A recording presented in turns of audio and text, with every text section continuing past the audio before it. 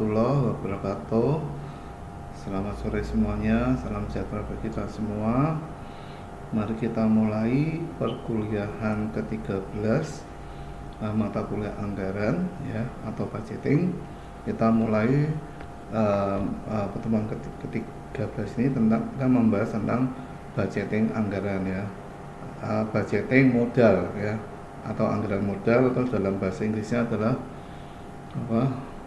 capital budgeting ya. Oke. Setelah kemarin kita membahas tentang piutang, kas, dan sekarang kita piutang, kas, dan piutang selesai, kas selesai. Sekarang kita membahas tentang anggaran modal atau capital budgeting ya.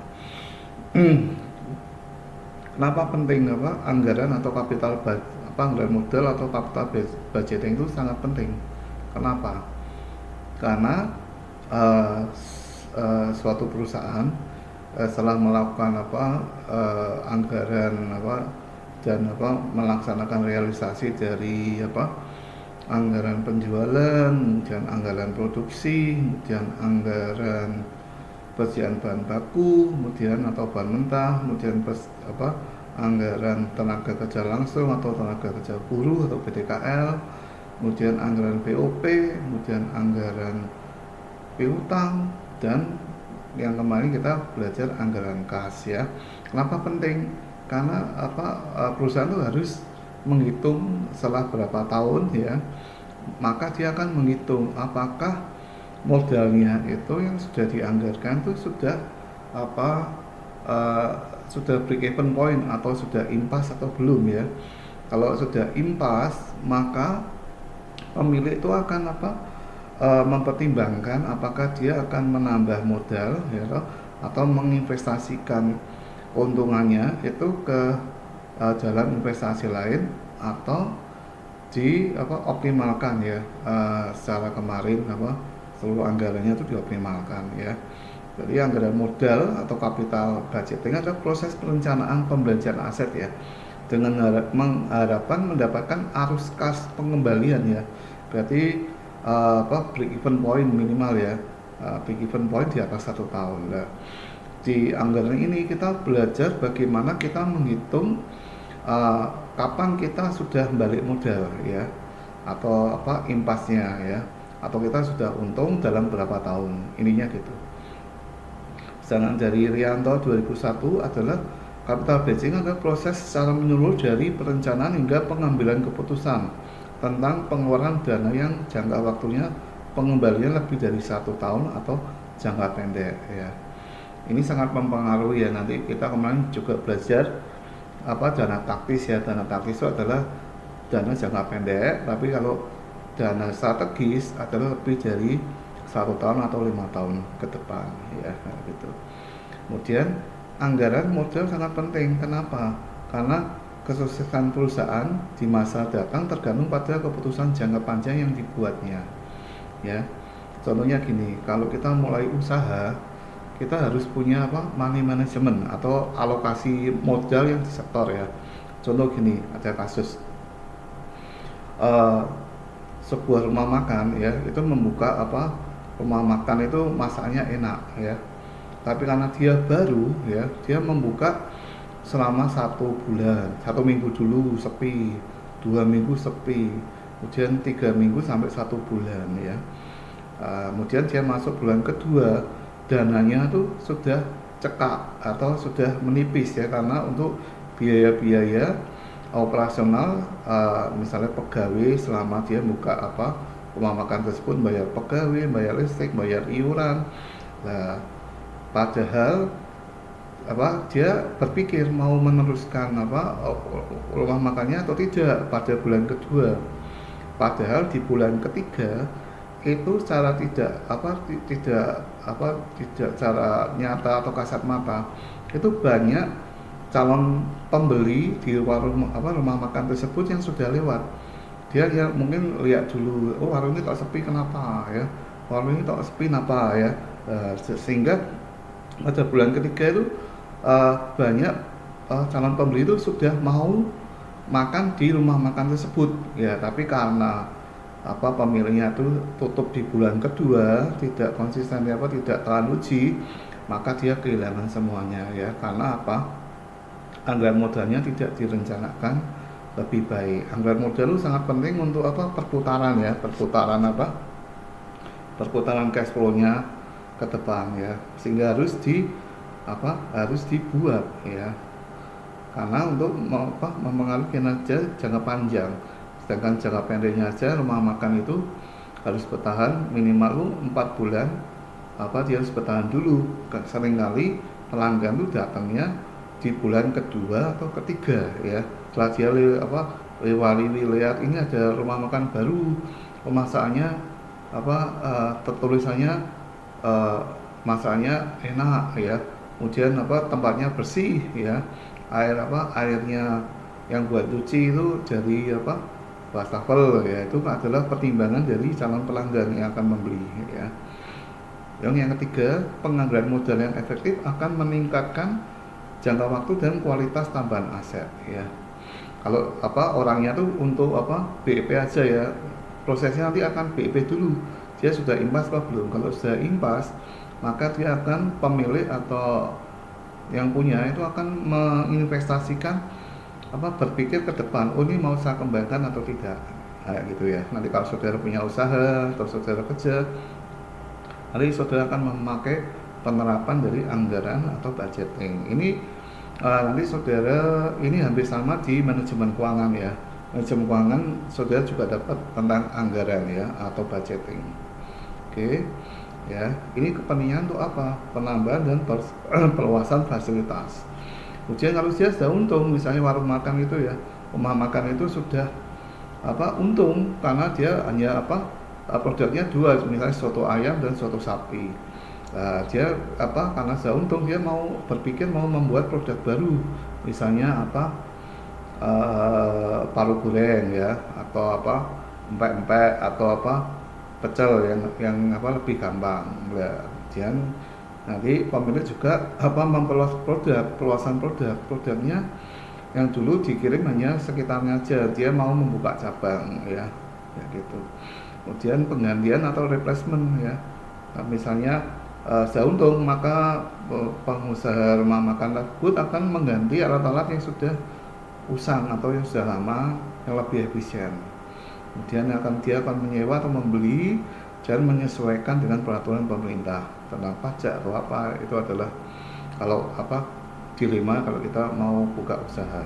Tapi jangan takut, semua usaha ada gambarnya itu sawang sinawang. Ada orang berpikir kalau jadi pengusaha itu enak ya, tapi sawang sinawangnya itu pengusaha itu harus membayar gajinya pegawai secara tetap ya, kayak gitu. Sedangkan kalau pegawai ya plus minus kayak gitu ya. Tapi inti di perkuliahan nanti S1 itu akan diajari tentang bagaimana kita belajar kewirausahaan ya, atau kita berusaha mendapat pendapatan secara wirausaha secara mandiri. Oke. Kemudian alasan lain untuk menyusun anggaran modal adalah dana yang dikeluarkan akan terikat untuk jangka waktu yang panjang. Misalnya untuk untuk pembelian aset tetap, misalnya mesin atau ya. Kemudian investasi dalam aktiva tetap menyangkut harapan terhadap hasil penjualan di masa yang datang. Kalau kita beli aktiva tetap, misalnya pakai aktiva tetap itu ada mesin dan mesin, kemudian kendaraan ya, itu harus memberi benefit ya, harapannya itu lebih efisien ya. Kemudian pengeluaran dana yang keperluan tersebut biasanya meliputi jumlah yang besar dan sulit untuk menjual kembali aktiva tetap yang telah dipakai. Kalau saudara sudah beli mesin ya, misalnya 150 juta, begitu keluar dari pabriknya harganya pasti dihitung bekas ya. Kalau saudara beli mobil misalnya Grand Max 150 juta, begitu keluar dari showroom harganya pasti tidak 150 juta ya, kayak gitu. Kemudian kesalahan dalam pengambilan keputusan mengenai pengeluaran modal tersebut akan mengakibatkan kerugian besar. Kalau kita tidak berhati-hati dalam perencanaan anggaran modal atau capital budgeting ya, maka akan bisa mengakibatkan kerugian yang besar. Dalam hal arti pengeluarannya itu sudah besar, dan uh, uang yang sudah dikeluarkan itu belum kembali ya, kayak gitu. Oke. Intinya penganggaran modal atau capital budgeting adalah aplikasi yang prinsip mengatakan perusahaan harus mengeluarkan keluaran ya. Keluaran itu berarti return ya, atau menegakkan kegiatan bisnis sedemikian rupa sehingga hasil imbuh ya, marginal revenue produk sama dengan biaya imbuhnya atau marginal cost. Ini besok bisa keluar ya. Nanti misalnya yang disebut marginal revenue itu apa ya, kemudian yang disebut marginal cost itu apa ya.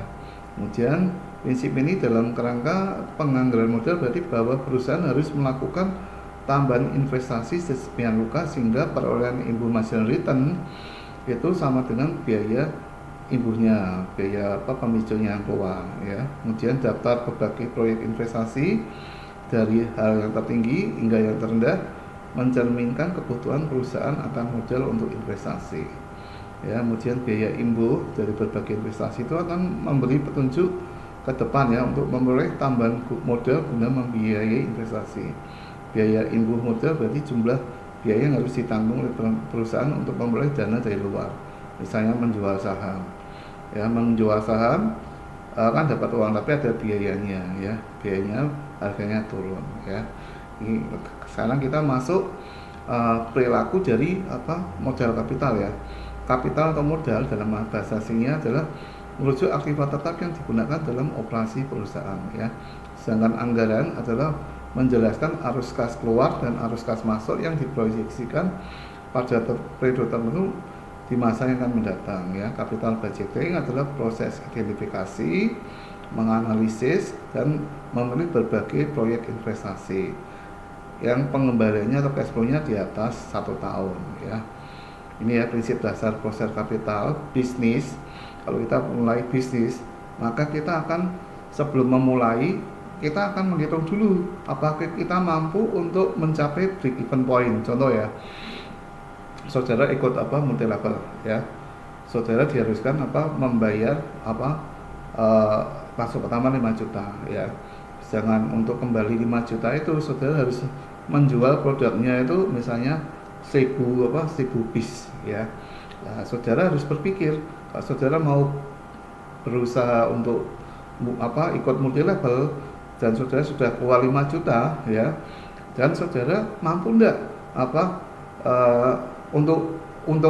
untuk bakbo aja atau impas ya, titik impasnya itu saudara bisa menjual 1000 piece itu. Kalau saudara tidak mampu menjual 1000 piece, maka saudara tidak usah ikut multi level tersebut ya. Demikian juga kalau kita mau bikin usaha pabrik ya, kita ya hitung-hitungan misalnya kita keluar biaya 5 miliar ya, sedangkan produk yang kita jual misalnya harganya 10 juta ya, berarti 5 miliar itu bisa kembali kalau produk yang kita jual 10 juta itu dibagi 5 miliar dibagi 10 juta berarti berapa piece. Nah, kalau kemampuan kita untuk menjual produk yang kita jual tidak mampu, maka kemungkinan besar usaha itu lebih baik di cancel aja ya. Kalau sudah BEP ya, biasanya pengusaha itu pasti akan menambah investasi ya, maka karena kebutuhan modal meningkat ya, maka dia melakukan pinjaman eksternal.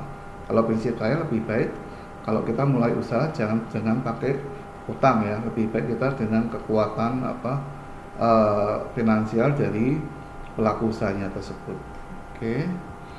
Kemudian proses capital budgeting ya, pertama adalah pembuatan proposal, kemudian kajian analisis, kemudian pengambilan keputusan ya, keputusan apakah nanti dihitung dari payback period ya, berapa tahun dia akan kembali, kemudian dihitung dari net present value dari uang kita sudah disetor nanti dari tahun ke tahun ada bunganya itu ya, apakah kita sudah untung apa belum atau BEP lebih dahulu. Kemudian internal rate of return IRR, profitabilitas index atau modified IRR, kemudian baru kita implementasikan dan kita tindak lanjuti ya.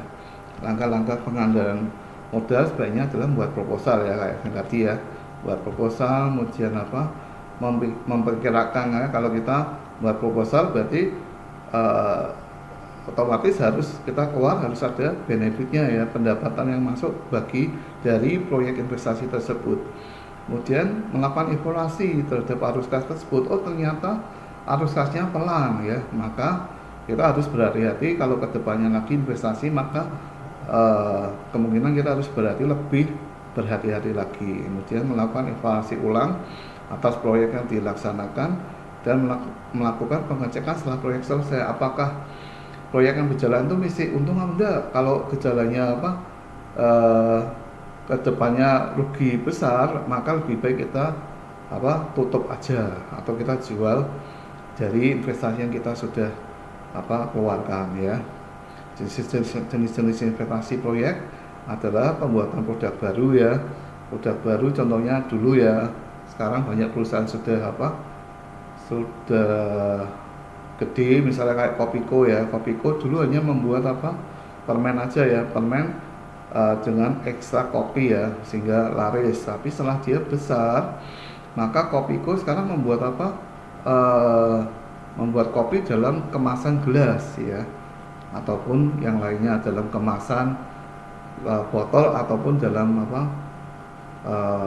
pecahan yang kayak sosro ya. Kemudian nanti investasi lain juga penggantian mesin, bangunan dan perlengkapan.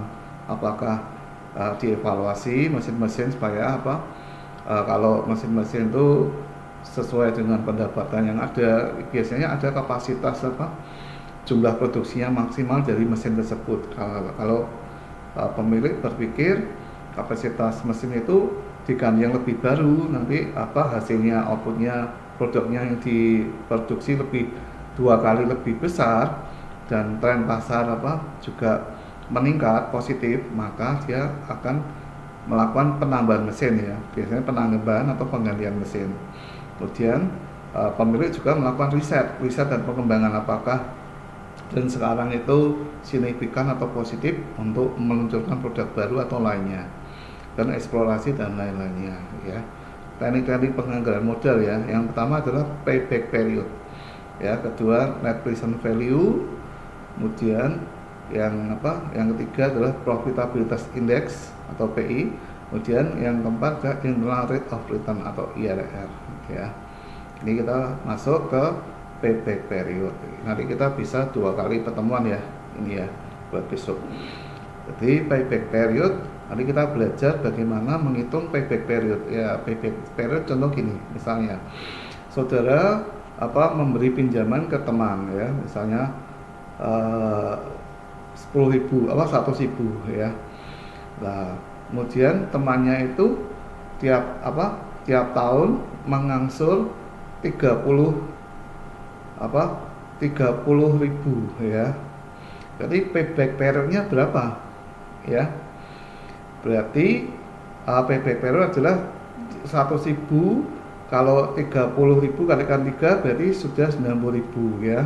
Berarti minimal 3 tahun lebih ya. Ya lebihnya kan berarti 10.000 ya. 10.000 besok dia ngangsur keempat 30.000 ya, berarti 10.000 per 30.000 berarti adalah 3,3 tahun ya, dia baru kembali balik modal ya, intinya gitu.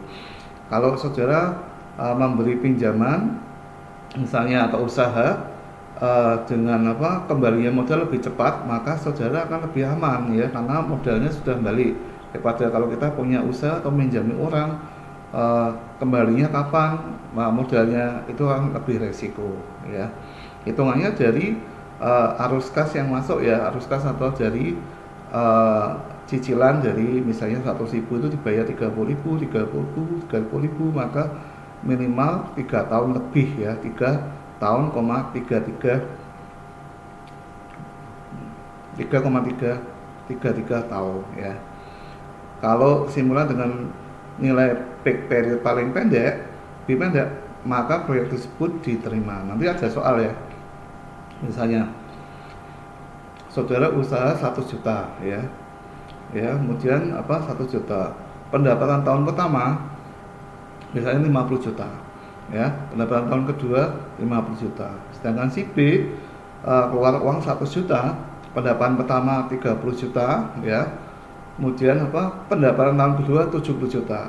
Nah, saudara milih yang mana? Sama-sama 2 tahun ya. Tapi cara arus kasnya yang tahun pertama saudara sudah dapat 50% ya. Berarti risiko uang saudara yang dari 100 juta itu minimal sudah balik 50%. Sedangkan yang si B 100 juta tahun pertama dibayar, dia mendapat 30 juta. Berarti masih ada risiko 70%. Berarti saudara harus memilih yang A meskipun payback periodnya sama ya. Tapi secara arus kasnya yang si A itu mendapat 50% ya. Ya, sedangkan si B hanya mendapat 30%. Sedangkan si C itu ada kebalikannya lagi ya. Si C pinjaman 100 juta. Tahun pertama dia kembalikan 70 juta ya. Kemudian tahun kedua 30 juta. Sama-sama 2 tahun ya. Nah, dari situ ada si A, si B atau si C yang saudara pilih. Maka saudara pilih yang si C. Karena kenapa? Pengembalian pertamanya itu tahun pertama investnya itu sudah dapat 70%, sehingga risiko yang modal kita hanya sisa 30%. Dibanding yang si B resikonya misi 70% dan si A 50%. Berarti yang si C itu investasi paling menguntungkan karena kembali modalnya di depan tuh tahun pertama sudah 70%. Ininya kayak gitu ya. Oke, kemudian contoh proyek investasi ya, ini contoh ya. Misalnya arus kas keluarnya itu 10.000 ya. Arus kas masuknya adalah tahun pertama 2.000, tahun kedua 4.000, tahun ketiga 3.000, tahun keempat 3.000, tahun kelima 10.000 ya.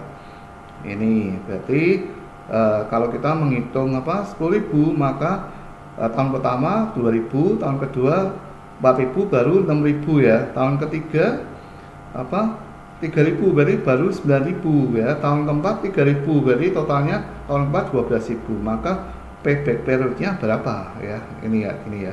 Maka hitungannya dari tahun ketiga kan misi 9.000 ya. Tahun keempat kan sisanya kan kurang 1.000 ya.